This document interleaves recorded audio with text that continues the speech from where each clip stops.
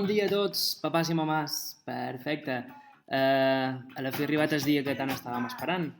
El dia en el que vos tenc que explicar el joc famós aquest de la recerca del tresor pirata. Molt bé, vos començo a explicar una miqueta.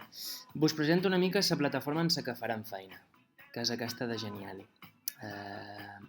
Cada setmana tindreu una missió que haureu de completar, d'acord? I la missió tindrà una sèrie de proves que haureu de passar. És molt fàcil. Si començam, aquí veureu que tenim l'inici de la missió. Sempre serà un número 1. Si clicam, veureu que en aquest cas hem de veure aquest vídeo que us donarà unes instruccions.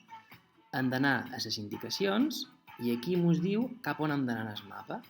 En aquest cas veiem que tenim que anar cap a l'oest. Perfecte. Ja sabeu, i si no ho sabeu, aquí teniu un vídeo que us indica on està l'oest, on està el nord, on està el sud. Molt bé. L'oest està cap aquí. Hem de començar amb la prova de la rima. Clicam i dins ja veig la prova que teniu que fer. Heu de fer una rima i fer-nos enviar una foto. Molt bé.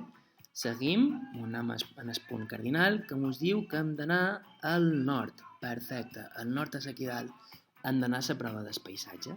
A la prova del paisatge hem de mirar aquest vídeo d'aquí i llavors fer la prova, és a dir, un vídeo explicant els paisatges naturals i artificials que més t'hagin agradat d'un viatge que has fet. Per exemple, cada prova són coses diferents. D'acord? Aquí hi ha la prova del dibuix, aquí una prova del pont i aquí vos indica cap on heu d'anar.